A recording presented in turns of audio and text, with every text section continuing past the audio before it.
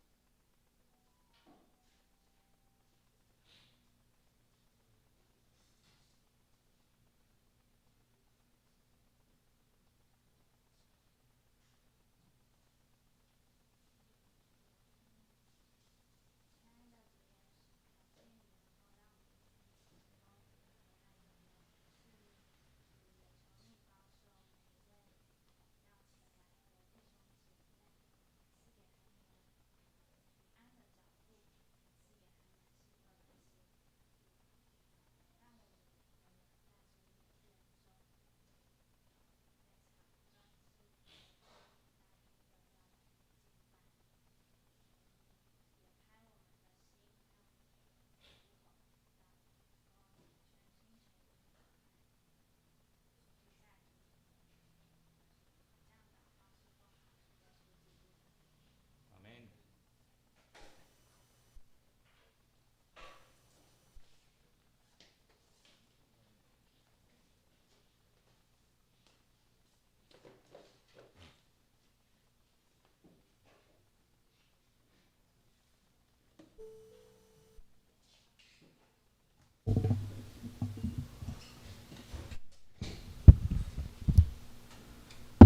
我们的华语礼拜即将开始，请将我们的手机关静音或关机，我们一起来预备心敬拜上帝。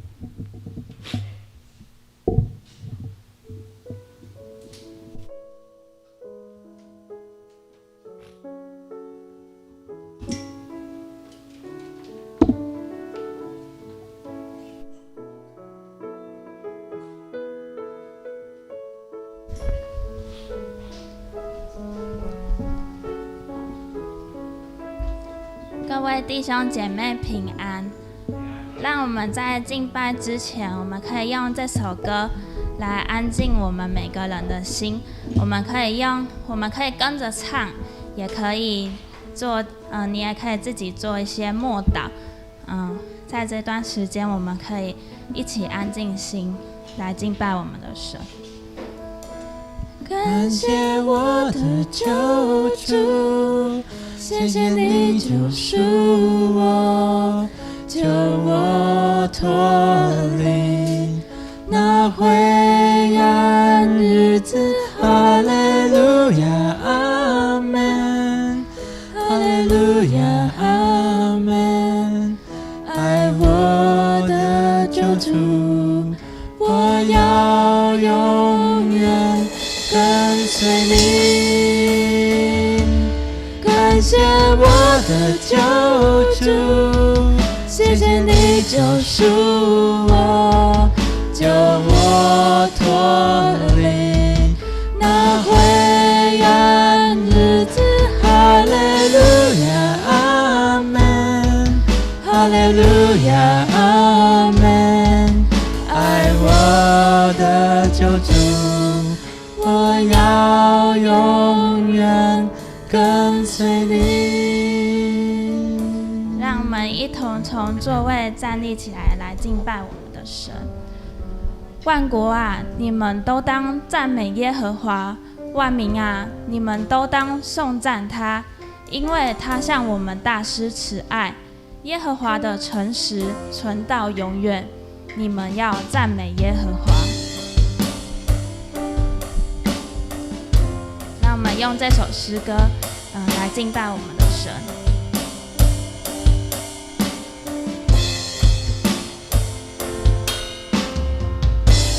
住在至高神的隐秘处，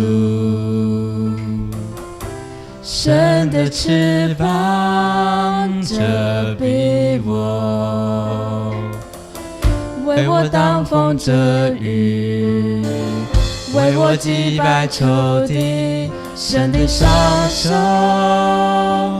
托住我。再重头一次。住在至高神的隐秘处，神的翅膀遮蔽我，为我照亮生命，为我预备道路，神的双手托住我。主是我的盾牌，是我避难所，主的大能覆庇我，我不怕黑夜惊骇，白日飞的箭，主你与我同在。主是我的盾牌，主是我的盾牌，是我避难所，主的大能覆庇我，我不怕黑夜惊骇，白日飞的箭，主一定与我同在。哈利路亚，你与我同在。哈利路亚，你与我同在。主，我要全然的来爱你，主，我要全然的来爱你，主，我要全然的来爱你，主，我要全然的来爱你，主，我要全然的来爱你，因你将恩典给我。主是我的盾牌，是我避难所，主的大能覆庇我，我不怕黑夜惊骇，白日飞的箭，主因你与我同在，我不怕黑夜惊骇，白日飞的箭，主因你与我同在，主因你与我同在。在加拉太书第2章说：“我已经与基督同定十字架，现在活着的不再是我，乃是基督在我里面活着，并且我如今在肉身活着，是因信神的儿子而活。他是爱我，为我舍己。”让我们用这首歌来纪念主耶稣为我们走上十字架的道路。领受生命的饼，破碎为赎我罪，你献身十架上，让我重得完全。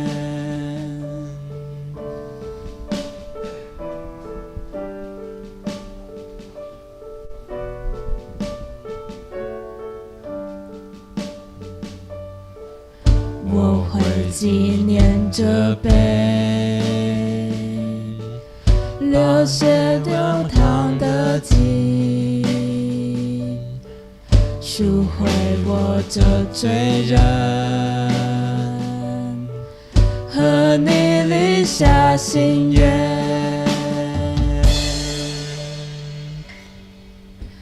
哈利路亚，我用一生来纪念你。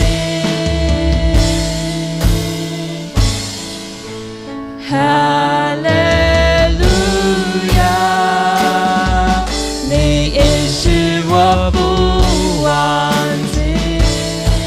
哈利路亚，哈利路亚，我用一生来纪念你。哈利路亚，你应许我不忘记。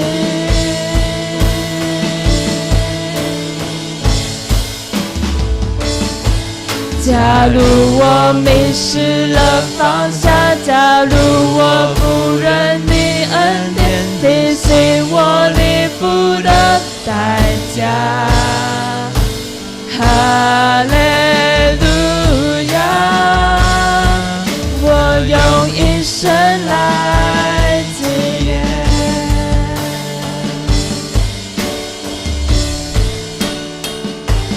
让我们一起思想主耶稣，他是何等的恩待我们每个人。如果今天没有主，我们也许不再是我们。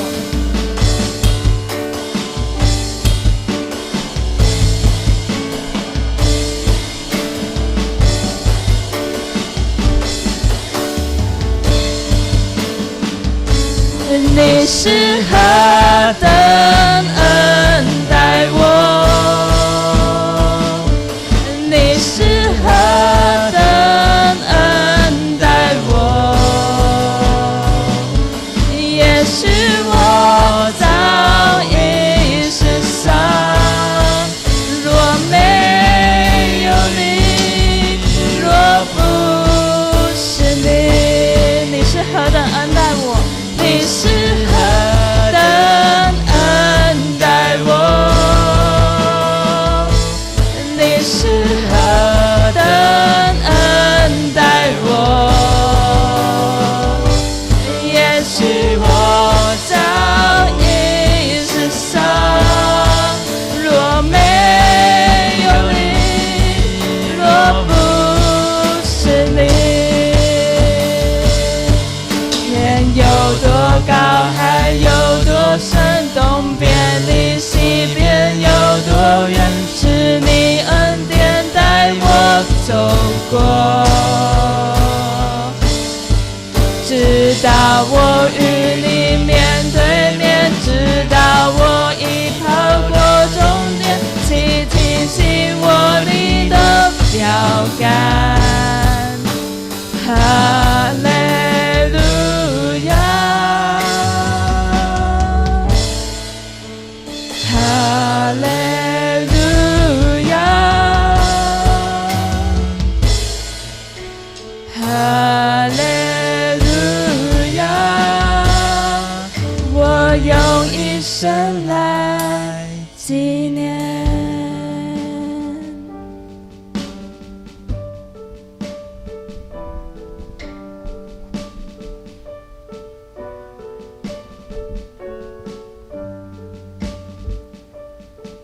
走在救恩路上，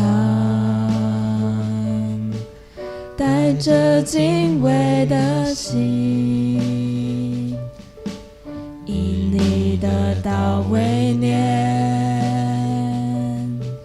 基督在我里面。让我们一起来祷告。亲爱的主耶稣，是的，主你是如此的恩待我们每个人，主你所赐的宝血，为我们每个世上的人洗净了我们的罪。主啊，求主你能够让我们，每个人都走在这救恩的路上，带着对你敬畏的心。主，我们以你的道为念，我们相信基督主你就在我们里面。主啊，求主你能够住在我们每个人的心里，住在我们每个人的心中。主啊，我们这样祷告感谢，都是奉靠主耶稣基督的名，阿们。各位弟兄姐妹请坐。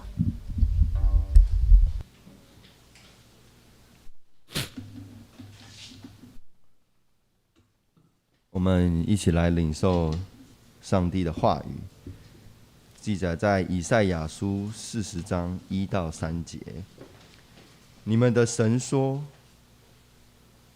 你们要安慰我的百姓，要对耶路撒冷说安慰的话，又向他宣告说，他征战的日子已满了，他的罪孽赦免了，他为自己的一切罪从耶和华手中加倍受罚。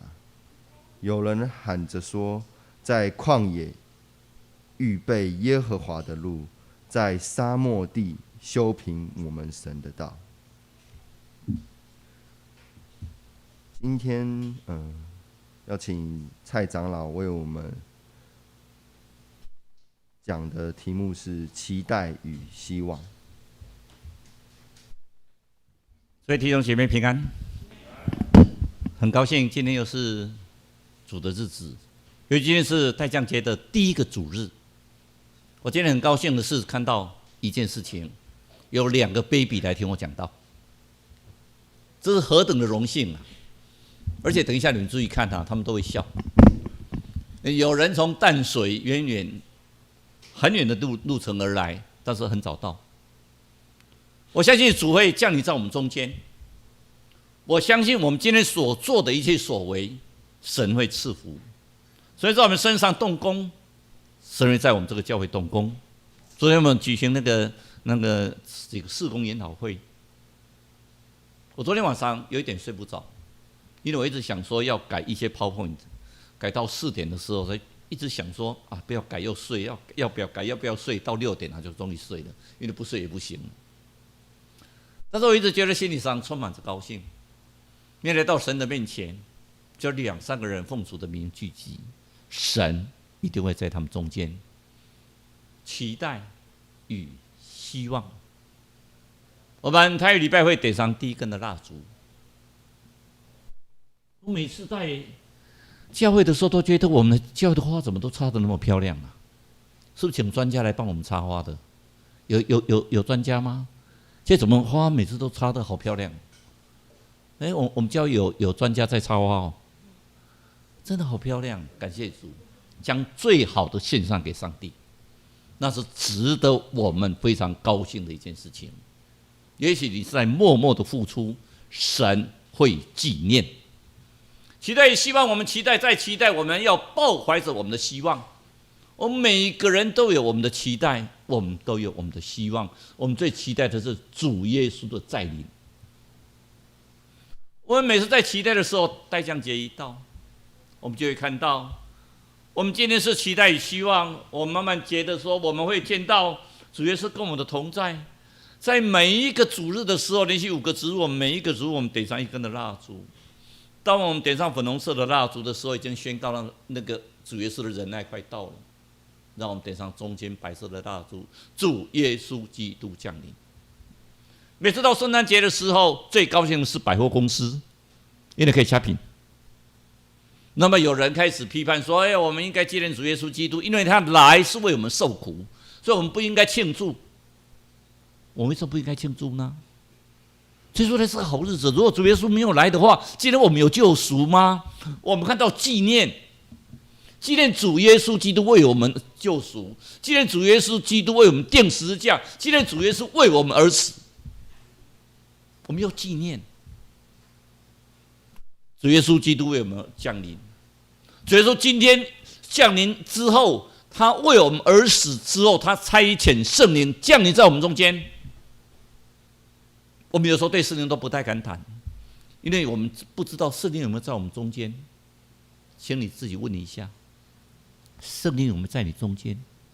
我现在圣灵在我们的这个教会里面，他在掌权。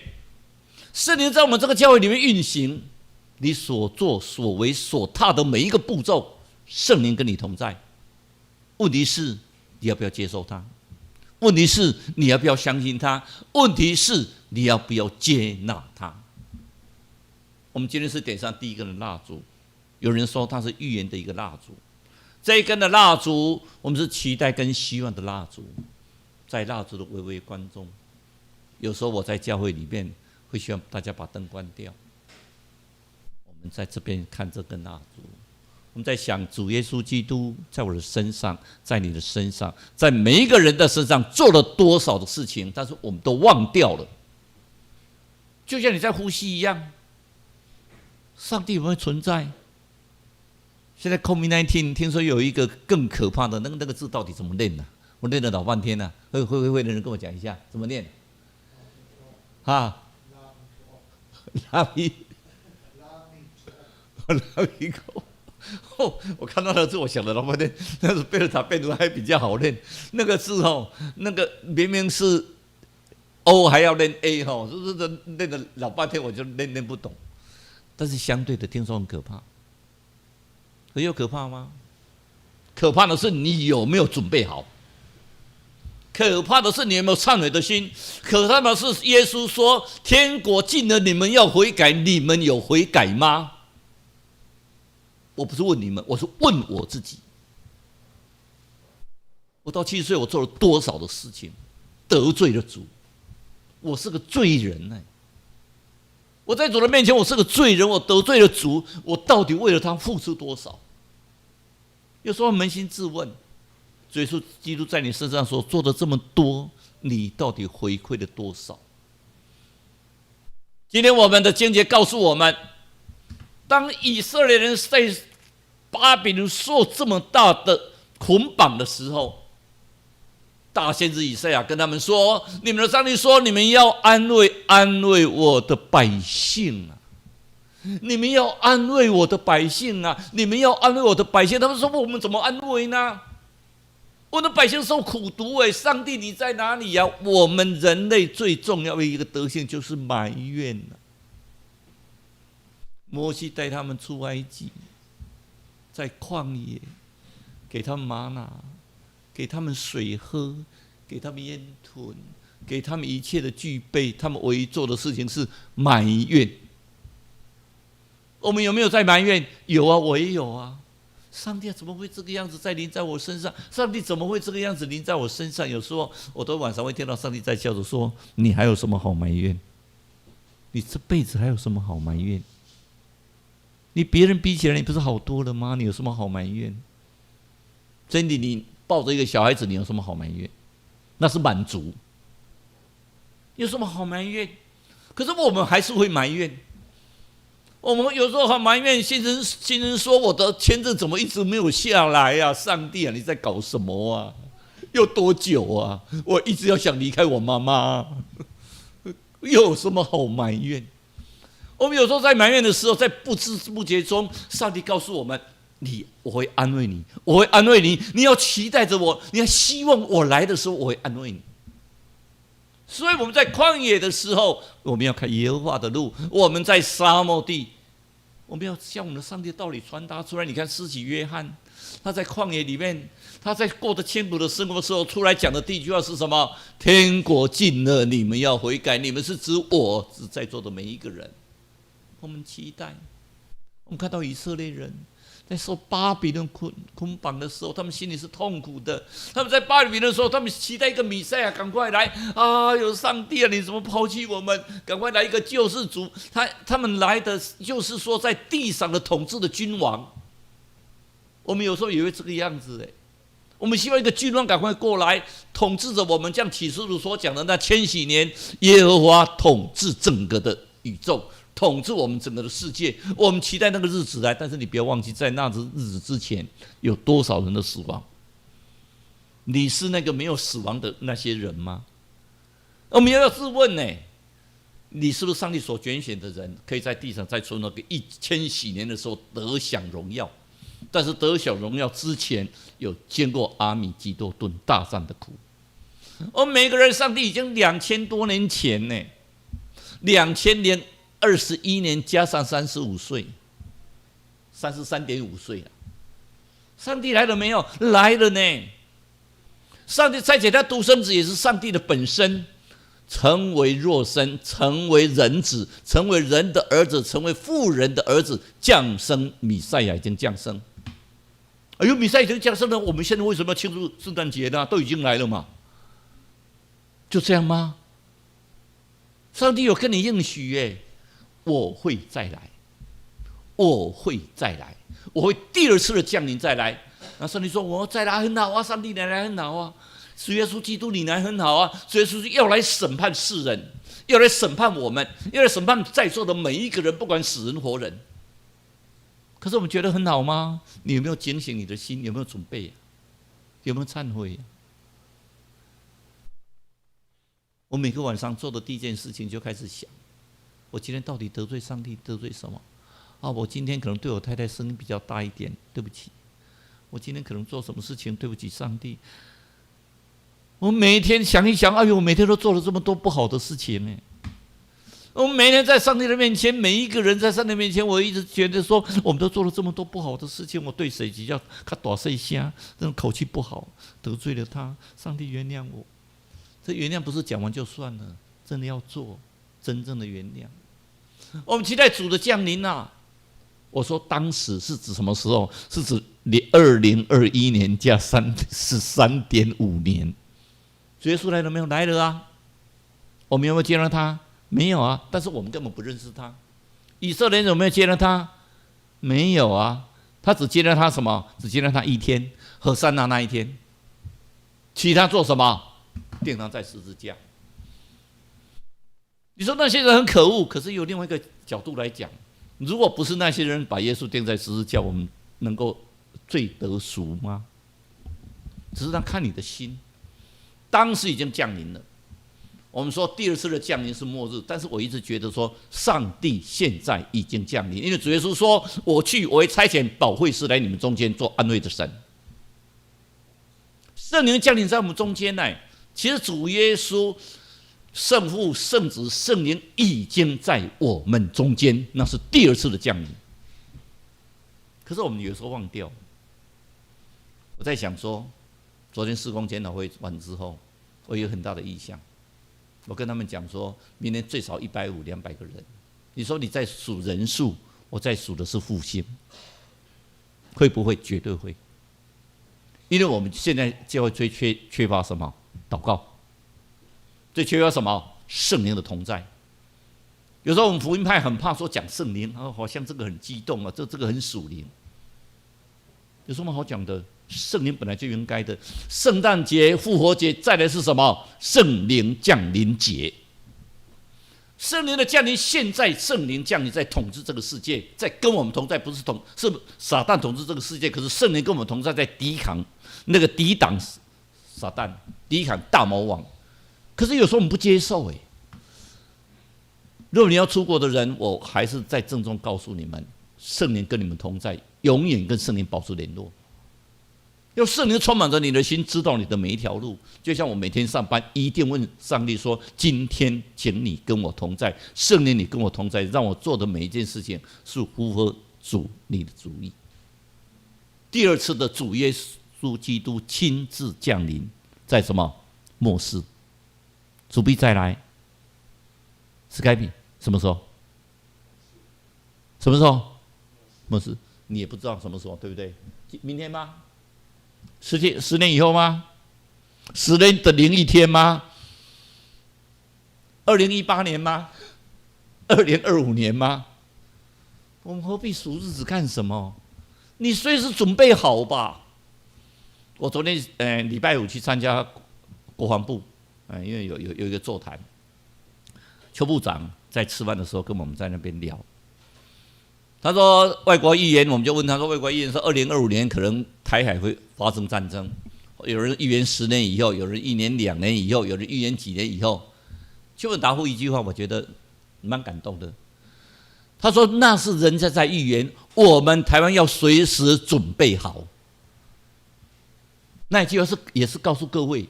我们要随时准备好，因为主耶稣基督随时会降临。也许我现在讲话到一半，主耶稣基督降临了，你相信吗？你要相信。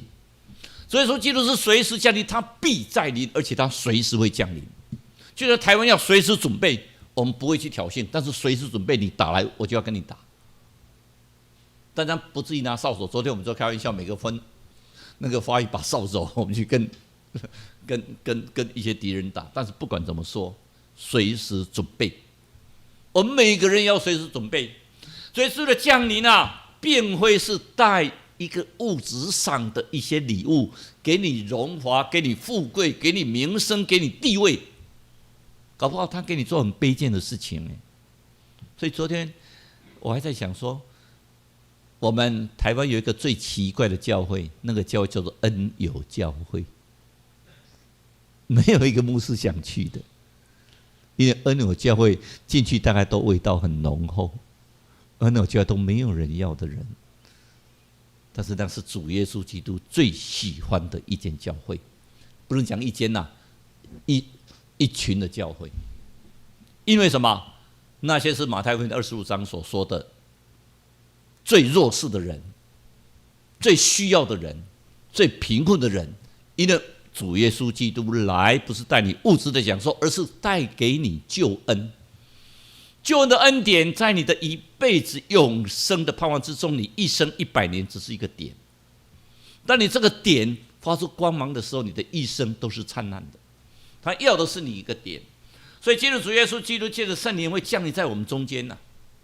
你不要以为，也不要小看，你要问自己，圣灵你来了没有？圣灵，我接纳你，我遵从你的指示。当我痛苦的时候，你安慰我，因为他本身就是一个保惠师，是个安慰的人。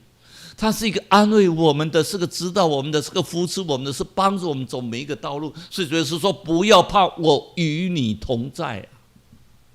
所以是跟我们同在。有时候你会想说，我怎么遭遇这么多的事情？不要怕，主耶稣与你同在，圣灵与你同在。但是你有没有祷告啊？他与我同在，可是我就离他很远啊。你要祷告，跟他交托，跟他联络，跟他沟通啊。所以我们等一下台语的礼拜会用加拉太书，他说什么？到时候满足，时间到的时候，上帝就差遣他的儿子。当时讲的是第一次的降临，可是这一话也可以讲说第二次的降临。主耶稣必定再来，亲自再来，率领天军亲自再来我们这个。你相信吗？问题是你能够接受吗？问题是你准备好了吗？我们真的要谨慎自守，我们当在期待之中，我们要谨慎的自守，满怀的信心啊，等待什么？以马内利。所以台语诗歌我们会这样：恰来恰来以马内利，因为主耶稣必再来，我们在等待。你说他已经来了，你还在那边唱这首歌？他会来。他会来，他会再临呢。第二个，我们要迎接真正的主宰。我们现在有很多，有时候我们在我们教会应该没有，有很多那种就东方闪电全能神教会的人，最喜欢到我们基督徒的教会里面，因为我们都相信肉身显现，我们都相信主耶稣基督再来，所以他就跟你讲，主耶稣基督是老大。老二是东方闪电已经来了，所以你们要相信。然后还有老三，现在约翰史密斯的那种末世教会，老三，我们要相信。可是我们要辨别，我们像羊一样，我们知道主人的声音。我们为什么要祷告？因为我们在祷告的时候才知道神跟我们讲话，神的声音是什么。跟你讲说，政委，我告诉你。你不要到中间教会来，中间教会根本没有神同在，我们教会才有。你看我们教会有开始祷告，哇，大家都会讲方言。以前某间教会一讲话，哇，全部都是讲方言，就舌音啊，突然当全部都停下来。我说是不晓得是你是上帝还是他是上帝？你们教会看起来死气沉沉的你们唱歌也不会像我们。你看我们教会多热情澎湃，我们年轻人才是真正这个年轻在侍奉上帝。我没有反对但相对的，你是不是真正神跟你同在？神会做你一辈子的导师，神会跟你同在，所以你要认得他的声音。所以主耶稣说：“看我正在门外叩门听见我的声音在开门的人，我要跟他一起进去坐席啊，他跟我，我跟他一起坐席呀。那个门的门把是在你心里面呢，你要开门呢，而不是说主要是你自己进来就好啊。你要开门啊！你祷告完之后，切记一定要安静，因为神会跟你讲话。不要否认，神一定会跟你讲话，请你安静，祷告完安静，把门打开，让主耶稣进来。他进来，他会跟你讲话，他会跟你讲说：某某人，我会给你一个兆头，你要做什么事情。或者你会说：怎么可能呢？当初我去盐水教会，是因为我妈妈中风，我爸爸跟我讲的时候，我只有一句话。怎么可能？我没有念过神学院。他说我好累，所以跟他们讲3个月，3个月，不要太久，3个月。没想到现在已经15年了。神的作为有时候我不了解，在这15年来，就像现在我住在宿舍30平，住了2家子。我的小孩子上恩住在台南。今天早上我还跟我太太在讲，是不是我们每天都会用视讯在联络，好像他住在欧洲一样。我就跟他讲说，我们元旦连假，要不要叫他上来，我们大家一起聚一聚。我太太只回答一句：他睡哪里？他每次上来都要睡客厅呢。我们30平已经住了2家，我们甚至这个礼拜在讨论说，他的爸爸妈妈90几岁了。我们要把他接来住在我们这里，我们还是那个问题，睡哪里？我们才30平，我们已经住了2家，已经找不到地方住了。我们住的都已经很窄了，在哪里？人家说你赶快去当副院长，副院长45平有4个房间，可是我当副院长就礼拜天就不能来了，所以我宁愿住30平好了。但相对的，我站在门外叩门，你有没有把你的门打开呀？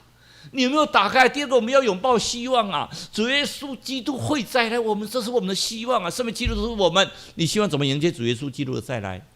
就去那搜狗买一堆礼品来分送给人。你看啊，圣诞节好快乐，圣诞节快乐，圣诞节快乐，主耶稣圣诞节快乐，那个玉芳快乐，玉文圣诞节快乐，人家圣诞节快乐，也要圣诞节快乐，大家接到礼物都很快乐，你们全部送我礼物，我也很快乐。可是你没有想到，你有没有真的很沉下心、很忏悔的心，跟主耶稣讲说：第一次的再临我没有遇到你，可是第2次的再临我一定会遇到你，而且在你的面前我可以交账，我可以坦然无惧的在你的面前，我可以坦然无惧跟你讲说：主耶稣，我很高兴你再来，还有你再来是我最大的一个荣幸。我们要拥抱的是希望，所以基督徒我们，你希望得到主耶稣的圣诞是什么样的一个圣诞？我们要用什么样的心理来迎接呢？警醒的心，我刚才以前讲过，因为那个日子已经到了，没有人知道啊，已经迫近在你的脚前啊。你说，搞不好是你这一辈子，搞不好是你的一生之中，搞不好是任何一个时间，但是不要忘记，主耶稣已经降临，你要准备好啊！你要完全的准备好啊！因为那个日子什么时候到你不知道，你要随时准备。就像我们经常讲那个10个童女的故事，5个已经准备好，5个没有准备好。你到底是那5个准备好，还是那5个没有准备好的？昨天的事工研讨会不是要准备说我们明年度要怎么做吗？我们为什么要先准备？因为我们要计划这些东西，看是不是符合上帝的旨意。我们要怎么样去复兴我们的教会？现在2选区、中2选区在选举啊，大家打得好热闹。但我就想到大甲镇南宫。以马祖出巡的时候，一堆人，我在想说，那些人婚姻协商给我们教会的不晓得多好，那一堆人进来我们教会都没有椅子可以坐。那为什么？就为了大甲妈祖出巡，这么多人，然后大甲妈祖那个林默娘的后代跟我们讲，我已经信主耶稣了，请你们不要再拜我的祖先好不好？可是还是这么多人。第二个，我们要跟与主更加亲密。你回顾一下，那主耶稣基督降生。他出生在哪里？出生在万豪酒店吗？出生在那个希尔顿大饭店吗？出生在我们那个喜来登饭店吗？就是我们监察院旁边不是喜来登饭店吗？他出生在什么？在马槽就在没有人的地方哎，就是在那个大家都不想去的地方哎，谁来朝见他？总统吗？宰相吗？谁？牧羊人呢？来朝见他的是那一些那些在外面放羊的人，那要跑过来啊，看到啊一个星这么亮啊，主耶稣基督哎。所以有福气的人是什么？是那一些你觉得自己本身是基层的，你觉得自己本身不受重用的，你觉得自己是社会的边缘人，那些是主耶稣基督所爱的。第一次看到他们是他哎。我们要永远抱存着什么希望？那个希望是什么？不法的事情增多的时候，我们爱心渐渐冷淡，但是我们要希望什么？我们爱心更多。我为什么特别提恩友教会？那是真的有爱的教会，那是一个牺牲奉献的教会，那是一个没有水准很高的人的教会。不好意思不是说你们水准不高，是那些人才是真正主耶稣基督所爱。我到台南某一间教会，每次去他们就为了我提前改选都当长老，而且都非常的高票。可是我觉得我真的很不喜欢，为什么？因为那些水准太高了，超过10个教授。如果今天我再听我讲到有录音出去的时候，我再讲一次，超过10个教授，超过10个博士，超过10个医生，超过10个企业家，这个教会多大？水准多高？所以我刚去台南的时候，他们来找我讲一句话：你应该来我们教会才对，我们教会水准多高？我一听到我就说，我能不能找一个水准比较不高的教会，水准很低的教会？所以我又去大观教会，是因为大观教会以前在市场里面水准不高，可是主耶稣基督跟他们喜欢跟他们同在。爱心渐渐的，你看很多这些基用爱心的人，我们爱心渐渐冷淡了。为什么？我们9日大地震之后，我们发现一个最大的现象是，那种爱心捐款已经慢慢没了，因为被人家滥用啊。我今天在这里，如果总会的人有听到的时候，拜托告诉我，我们捐了3亿的钱，只用了1亿多，其他的呢？其他的钱到哪边去？到现在还没有人给我答案。我每次去总会，大家都很讨厌我问这个问题。为什么说你一个人一天到晚在问这个问题？我问这个问题是大家奉献的啊，奉献3亿啊。你们的账目出来是1亿多啊，另外那1亿多呢？还是没有答案？没有答案没关系，上帝跟你们自己算账，上帝自己去解决。天国的福音要传遍天下，主耶稣就来了。传啊，赶快传啊，赶快传啊！难道不是你的责任吗？我们在座的各位，不是你们的责任吗？不是我的责任吗？我跟上帝讲说，我到底我的责任什么时候可以了？上帝笑一笑跟我讲说，你的预想都还没有达到。所以昨天我讲一句话，我希望我眼睛闭上的时候看到中间教会大复兴。我希望我闭上的那一刻是中间教会大复兴。我情愿我的生命去交换。如果这个教会能够坐满，如果大复兴的话，上帝你就把我随时让我走。我要的不是我个人的声望我需要的是上帝国度的复兴那是个多荣耀的事情，那是多美好的事情。世上的迷惑的人都出来但是不要忘记，主耶稣成肉身没有错，可是不是在座的每一位，不是我们所看到的，那个是都还没有到。如果人自称是耶稣基督，就像那个韩国的新天地教会，那个教主就是耶稣基督的表弟，东方闪电是耶稣基督的表姐，约翰史密斯耶稣基督的弟弟，穆罕默德是耶稣基督的什么？耶稣是第一个先知，穆罕默德是第二个先知。天哪！上帝主耶稣基督还没有来，是圣灵来。圣经讲得很清楚我差遣保惠师，就是圣灵跟你们同在。可是我来的时候就是审判就是再来的降临，是光荣的降临不是出生在马槽，而是光荣从天上降临圣经记载这么清楚，我们竟然相信还有这个世界上还有基督的存在，深信不疑。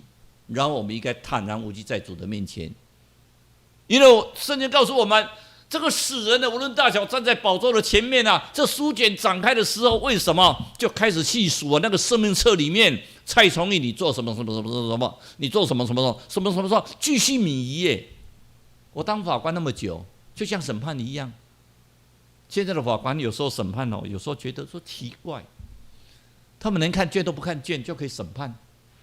看到这个人我就判你有罪，看到这个人我就判你无罪，连理由都不必写，不像我们以前当法官，每天都在那边一条一条的慢慢爬书。所以现在民怨很高，司法改革民怨很高。你们注意看，总统今天的文告没有讲到司法改革。他们问我说：“你不必讲了，因为根本不是改，而且越来越差。那个民怨至少少掉100万票。你们所做的每一件事情，为我所受害，为我所付出，为我所有的努力，在生命册上都会记上一笔耶。今天会记上一笔。Sky 带着 Sandy 从淡水开车，你开车要多久？40分钟、50分钟、1个小时。你个叫人家开，你讲拢免打动啊？多久？偌久？哦，8点钟啊，8点。你迄若塞车绝对唔通8点钟啦。Sky 偌久？40分钟、50分钟，他塞车都不止。上帝就记下来，某年某月某日，Sky 带他的那小传道人来教会做礼拜，开了多久的时间？有的你转车可能转2、3趟，再转了老半天，转了2、3趟。本来是开车10分钟可以到，转车又遇到塞车，转了2、3趟，搞了半个小时、1个小时。所以说都记载，我们要坦然无惧在主的面前呢。我们要知道说，大降节不是等待已经发芽的，不是等待人家的收成，而是期待那种崭新、充满希望的一个未来。我们要期待那个重新充满期待的未来。昨天我本来4点就是一直想把那个卖火柴的小女孩，我有一个 PowerPoint 做得很完整的，想把它加上去，结果又觉得4点都好累，就是在那边挣扎，到6点上不要加了，就用讲的就好。大家都很懂得这个故事吧？非常熟悉的这个故事，一个卖火柴的小女孩，她的妈妈死掉，她的爸爸是个酒鬼，每天逼着她去卖火柴。那天气很冷，都是下着大雪，结果她的鞋子因为穿她爸爸的鞋子，破鞋子太大，一双鞋子已经都不见了，另外一双鞋子被人家抢走了，所以她赤着脚在雪地卖火柴哦。大家给我买火柴哦！如果我没有把火柴卖掉，我爸爸会打死我。你们要跟我买火柴哦，都没有人，天气很冷，大家不敢出门了，所以他就走到一个墙角边，他就蹲下来，好冷，真的好冷。我的火柴画一根，火柴的光出来，他就看到他的妈妈，妈妈，原来你在这里哦！妈妈笑着跟他讲说：“来。”我会照顾你。等一下，因为火柴嘛，熄灭了。他画一根，看到圣诞节到了，准备好多的圣诞餐，大家分了很多玩具。他说：“我也要玩具，我也要玩具。”火柴又灭掉了。他画了一根，他看到他的阿嬷很慈爱，跟他讲说 ：“baby， 小 baby， 阿嬷好疼你哦，你好吗？”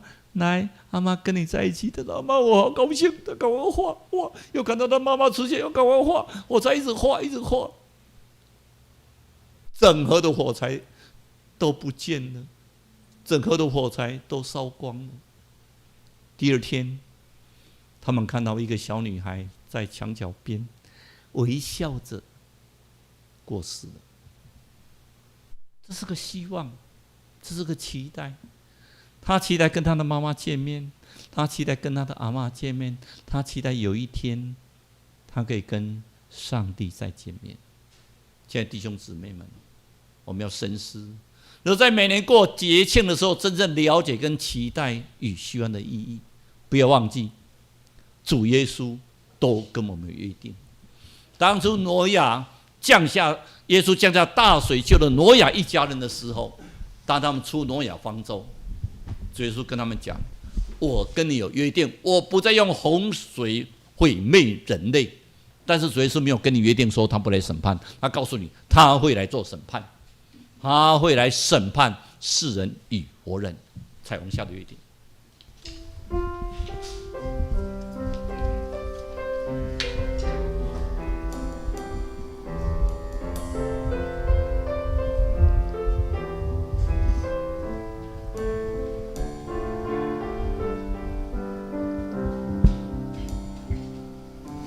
我空虚的心灵终于不再流泪，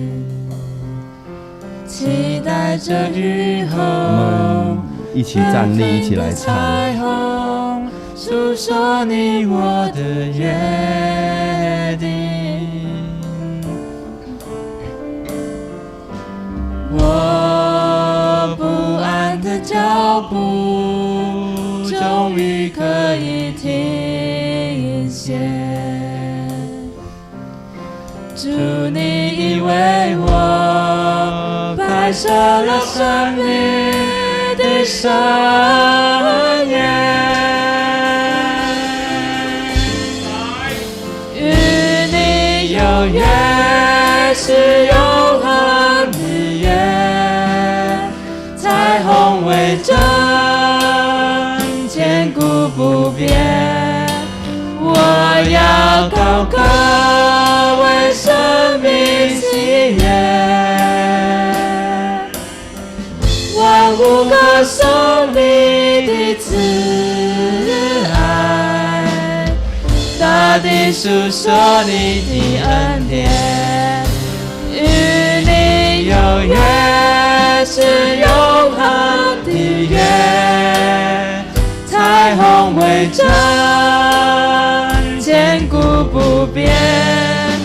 我要高歌为生命喜悦，万物歌颂你的慈爱，大地诉说你的恩典。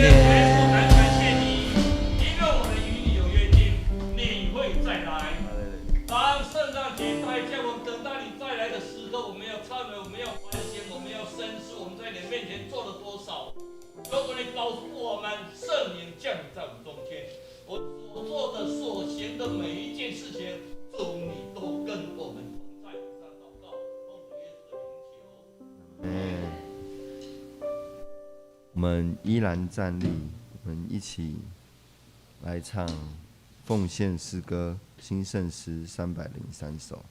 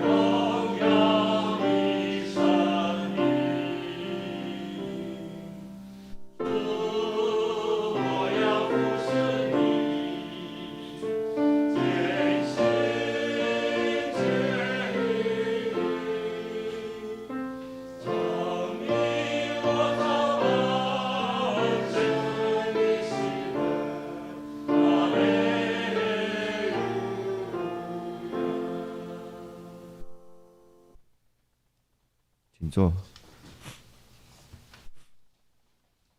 我们一同来念我们今天的金句3次，请。有人喊着说，在旷野预备耶和华的路，在沙漠地修平我们神的道。有人喊着说，在旷野预备耶和华的路，在沙漠地修平我们神的道。有人喊着说，在旷野预备耶和华的路，在沙漠地修平我们神的道。以赛亚书40章3节。我们请下周预备轮值的同工预备心。消息报告，在11月14，我们遴选出的3位长老和6位执事定于在2月27，明年的2月27，我们会举行就任仪式。那我们也一起为了这些长老执事祷告。那今日妇女团契的主题是社工大小事知多少？那我们可以借由这个内容去了解社工的行业。那今天是请我们的玉芳姐妹来分享，请大家一起来参加。那2022的圣经充满我经文填充，也请大家能够一起来参加。那如果有兴趣的话，我们可以跟敏丽姐来登记。12月10号晚上7点半，在台北华恩堂有 YMCA 的圣乐乐团弥赛亚慈善音乐会的演出，然后是无需购票的。那有兴趣的人也可以一起去参加，一起去敬拜上帝。那我们一起起立来代祷。我们为着全世界的全球的疫情，我们也为了这个疫情来祷告，也求神去医治那些还在疫情的受苦的同胞，然后也为着我们自己的心，求神能够安慰我们，让我们不要有恐惧的心。那也为着我们教会的福音的事工关怀来祷告。那我们也为着俊能哥跟他们一家人来祷告，也为着贝如姐他们的一家人来祷告，为着他们的信仰、健康、学业、起居祷告。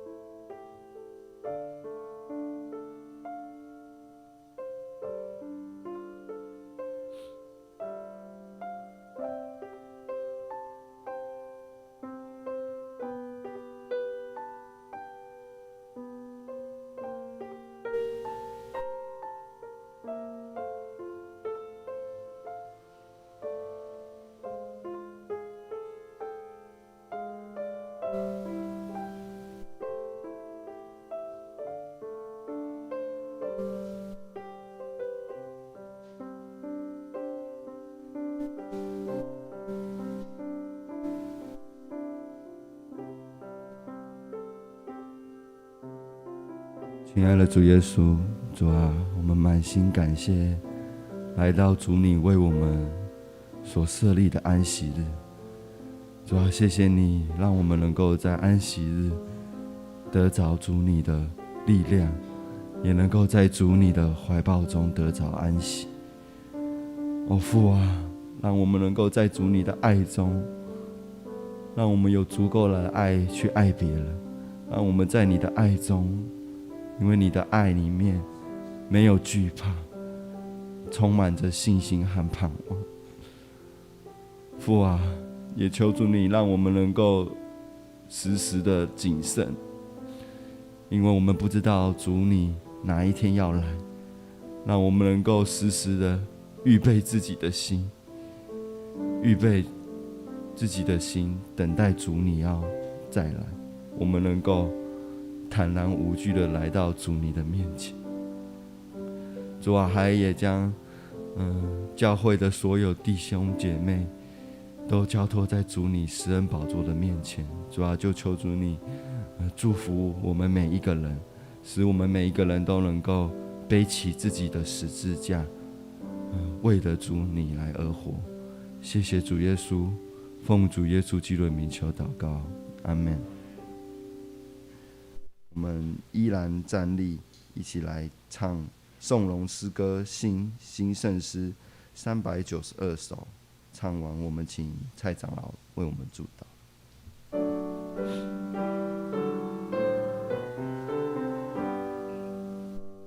赞美一生王子之愿，天下神灵都弹颂言，天上万军也赞主名。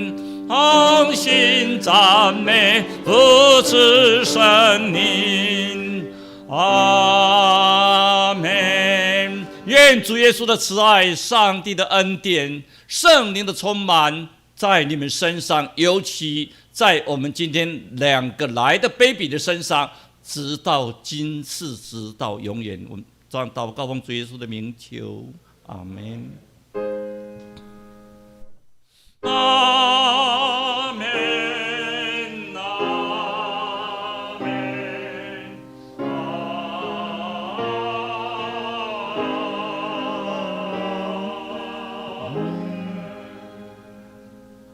请做默祷。